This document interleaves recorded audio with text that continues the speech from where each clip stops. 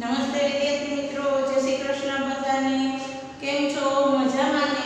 આજે આપણે ધોરણ 1 માં ગુજરાતી સ્વાધ્યાયમાંથી આપણે કરવાના પેજ નંબર 22, 23 અને 24 માં. તો એમાં આપણે સરસ મજાનું એક ગીત છે કે મેં તો ફુગ્ગો પાડેલો. તો સરસ મજાનું આપણે પણ ગીત ગાવાનું છે કે મેં તો ફુગ્ગો પાડેલો. જો એટલે એમ કહે છે કે મેં તો સરસ મજાનો ફુગ્ગો પાડેલો, એટલે એક ફુગ્ગો લીધેલો હતો એમ.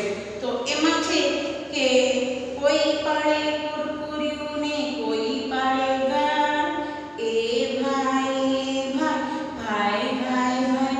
એટલે શું કહે છે એ કે કોઈ છે ને કુરકુરિયું એટલે ગલુડિયું પાડે અને કોઈ ગાયને પાડે. પણ એ કે મેં તો શું કર્યું? તો કે મેં તો ફુગ્ગો પાડેલો છે, એટલે કે મેં તો ફુગ્ગાને રાખ્યો છે એમ. ફુગ્ગામાંથી બને કબૂતર, ફુગ્ગામાંથી ચક્કો, ફુગ્ગામાંથી બનતો જોકર, એની સાથે ટપકો, દોરી સાથે બાંધું તો અધ્ધર અધ્ધર જાય, એ ભાઈ ભાઈ ભાઈ ભાઈ મેં તો ફુગ્ગો પાડેલો. એટલે શું કહે છે કે ફુગ્ગામાંથી તો સરસ મજાનું કબૂતર બને, ફુગ્ગામાંથી ચક્કો બને કે તો પછી શું કહે છે ફુગ્ગામાંથી તો સરસ મજાનો જોકર પણ બને. કેવો જોકર? તો કે ટક્કાવાળો જોકર. અને બધુંય બાંધી અને હું ચડાવું તો ફુગ્ગો છે ક્યાં જાય? તો કે અધ્ધર અધ્ધર જાય છે. એ ભાઈ મેં તો સરસ મજાનો ફુગ્ગો પાડેલો છે.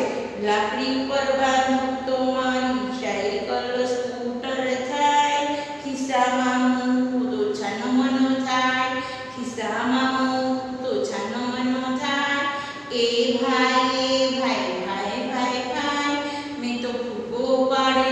એ કે સરસ મજાનું જો લાકડીમાં બાંધું તો સરસ મજાની સાયકલ અને સ્કૂટર પણ થઈ જાય. અને ખિસ્સામાં મૂકી દો તો આપણે જોઈએ છે કે ખિસ્સામાં ફુગ્ગો મૂકીએ તો કેવો સરસ મજાનો નાનકડો થઈ જાય અને શાંતિથી સૂઈ જાય. એ કે હું જો અમારો ફુગ્ગો છે એવો સરસ મજાનો છે કે પાડેલો ફુગ્ગો મારો. તમે તો બધા ગાય પાડો, કૂતરો પાડો, ગલુડિયું પાડો. એ કે પછી તો કે તમે તો કે સરસ મજાના આવા બધા પ્રાણીઓ અને પક્ષીઓ વાળો મેં શું પાડ્યું છે? તો કે મેં તો ફુગ્ગો પાડ્યો છે. તો કે મારો ફુગ્ગો તો કેવો સરસ છે. તો શું કે છે એમાંથી તો જોકર બને. પછી એ જોકર કેવો? તો કે ટક્કાવાળો જોકર, ગાળવાળો જોકર નહીં, ટક્કાવાળો. તો કે એમાંથી કબૂતર બને. પછી શું બને? તો કે ચક્કી ને ચક્કો બને.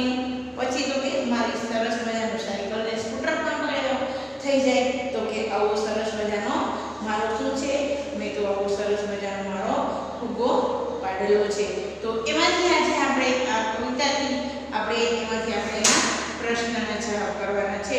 તો જુઓ, ચિત્ર નંબર ગીત ઉપરથી આપણે સરસ મજાનું શું કર્યું? તો એમાં તમારું સ્વાધ્યાય પોથી છે એમાં પેજ નંબર 22 છે. એમાં સરસ મજાનું જુઓ ચિત્ર બતાવ્યું છે કે એક છોકરી છે, સરસ મજાનો ફુગ્ગો કેવો છે? તો ફુગ્ગો છે એ ફુગ્ગા ટાઈપનો નથી, એમાં ચક્કી બનાવી છે ને પછી કાચબો બનાવ્યો છે, વાંદરો બનાવ્યો છે. આવા સરસ સરસ મજાના હવાવાળા ફુગ્ગા છે. અને તો ગીત ગાય છે અને ફુગ્ગાથી ગાર્ડનમાં એટલે કે બગીચામાં રમે છે. તો આ ફુગ્ગા ઉપરથી આપણે આજે એના પ્રશ્નના જવાબ કરીશું. શું કે મેં તો ફુગ્ગો પાડેલો. ગીતના આધારે વિકલ્પ તમારે આ ગીતના આધારે તમારે શું કરવાનું છે? તો એના આધારે આપણે વિકલ્પ શોધવાના છે. તો પહેલું છે કે લોકો કયા કયા પ્રાણીઓને પાડે છે? તો એમાં કે કુરકુરિયાને, તો ગાયને, સિંહને, વાઘને. તો આપણે એમાં શું લખશું? તો આપણું છે પહેલું કે કુરકુરિયું. આપણે કુરકુરિયું એટલે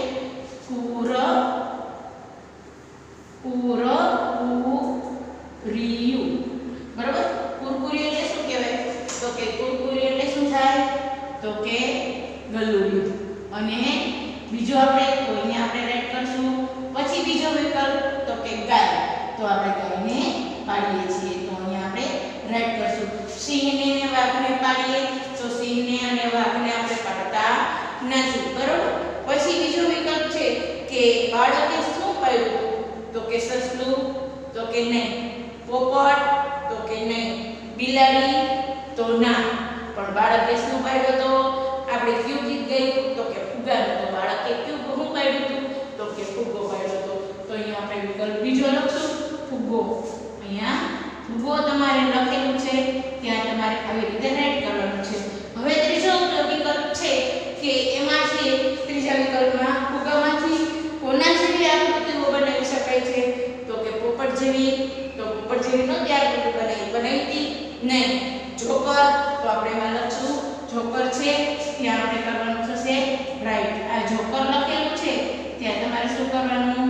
આવી રીતે રાઈટ. પછી શું છે? કબૂતર, તો કે નહીં. કાગડો, તો નહીં. હવે આપણે ચોથો વિકલ્પમાં આવશે કે જોકર માથે શું છે? તો કે જોકરને માથે વાળ છે કે ટકો છે, ટોપી છે કે ચશ્મા છે? તો જોકરની માથે શું હતું? તો જોકરના માથે શું હતું એવું કીધું હતું એમાં કે જો ફુગ્ગામાંથી બનતો જોકર અને એને શું છે? તો કે એને ટકો છે. તો આપણે અહીંયા શું કરશું? ફુગ્ગાને માથે ચોથામાં ટકો, કારણ કે એને શું બનાવ્યું હતું જોકરને? તો કે ટકો. તો અહીંયા આપણે લખશું જોકરના માથે વાળ નહોતા. જોકર તો કેવો હતો? તો કે ટકાવાળો, એની માથે વાળ જ નહોતા. હવે આવશે કે પાંચમો વિકલ્પ છે કે મને દોરી સાથે બાંધતો હું ઉપર જાઉં છું, તો હું કોણ છું? કે મને દોરી સાથે તમે બાંધો છો તો હું ઉપર અધર લઈ જાઉં છું, તો હું કોણ છું? તો એમાં કે ફુગ્ગો, દડો, લખોટી કે પૈડું? તો પૈડું છે એ ઉપર જાય ન જાય, પૈડું છે એ નીચે જ ચાલે.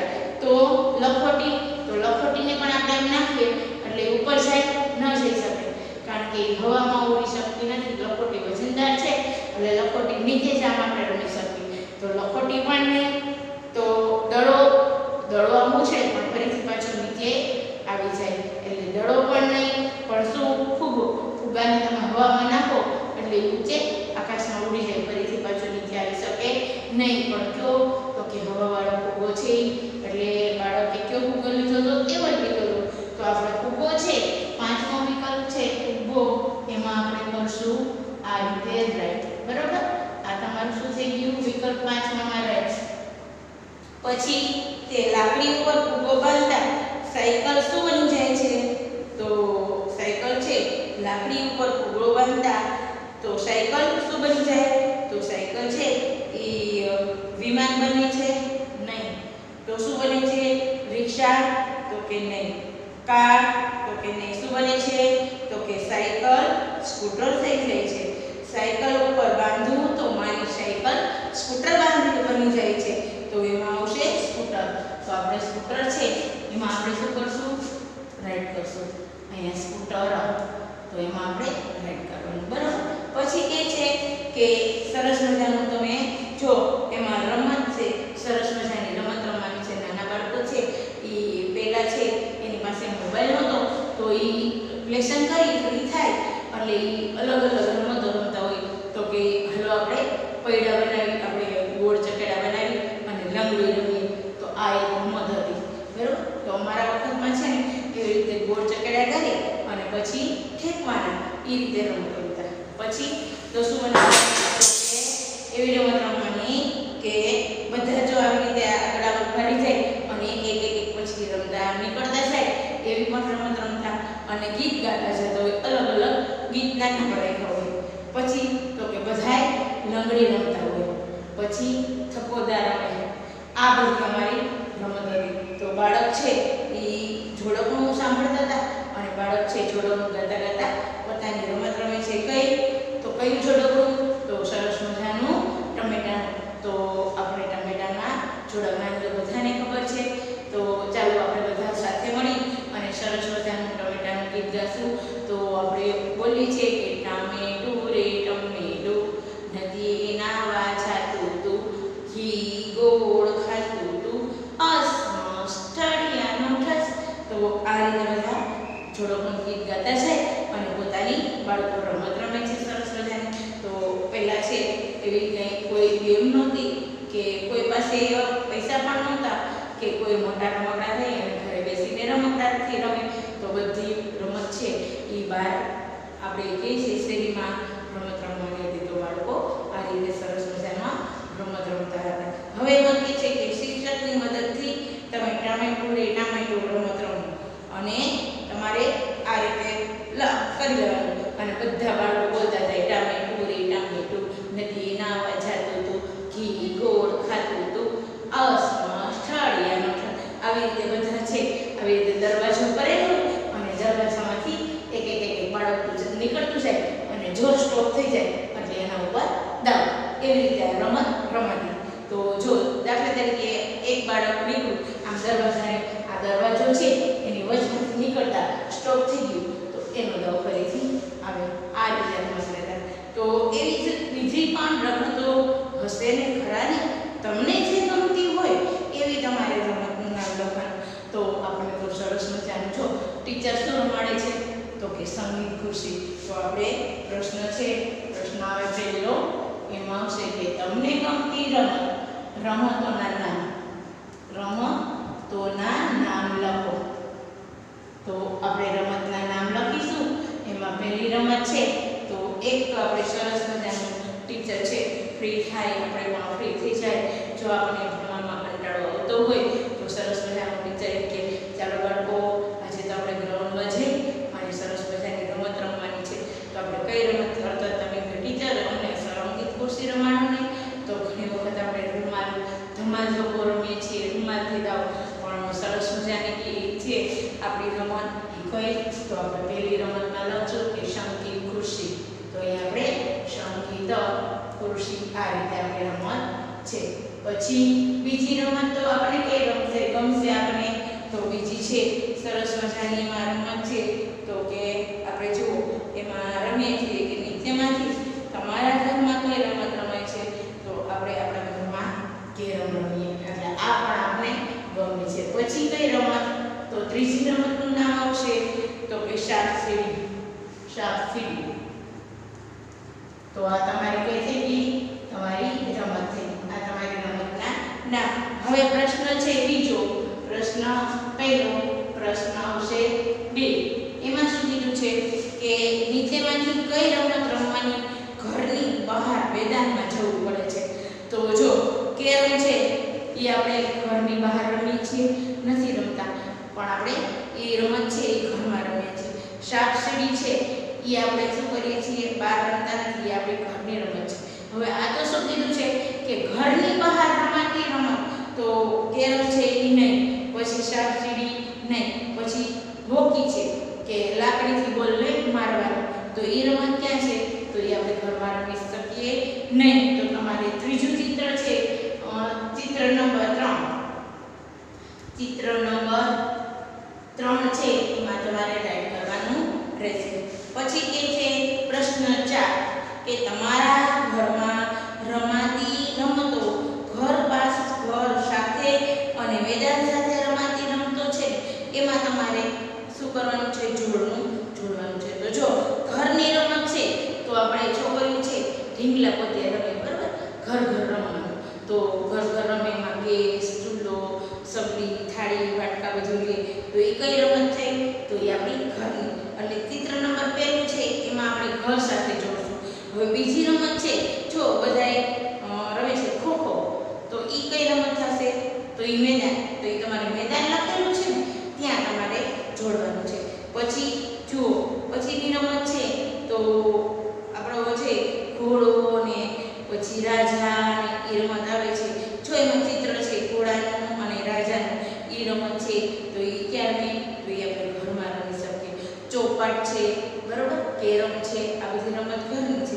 હવે ફૂટબોલ છે તો ફૂટબોલ ક્યાં રમાય ઘરમાં રમાય ન રમી શકાય. તો ફૂટબોલ રમત કઈ છે તો મેદાનની. તો તમારે મેદાનની રમત સાથે જોડવાની રહેશે. હવે કે કેરમ છે તો કેરમ છે એ આપણે મેદાનમાં રમવા જઈએ છીએ, નથી જતા. તો આપણે એ રમત ક્યાં રમીએ છીએ તો એ રમત ઘરની રમત છે. તો તમારે ઘર લખેલું છે એની સાથે તમારે જોડવાનું રહેશે. હવે કહીશું કે આપણે જો છે સાપ સીડીની રમત, પાસાની જે રમત કે છે તો એ રમત છે એ આપણી રમત છે એ ઘરની છે. તો એ તમારે ઘર સાથે જોડવાનું રહેશે. પછી બીજી રમત છે પતંગ ઉડાડવાનું. તો પતંગ ઉત્સવ છે એ આપણે ક્યાં કરીએ છીએ ઘરમાં કરીએ ના કરીએ મેદાનમાં કરીએ. તો તમારે એની સાથે જોડવાનું છે. તો આ મેં તમને કીધું એમ તમારા પોતાની સ્વાધ્યાય પોથીમાં પેજ નંબર 24માં ચિત્ર મુજબ તમારે જોડવાના રહેશે.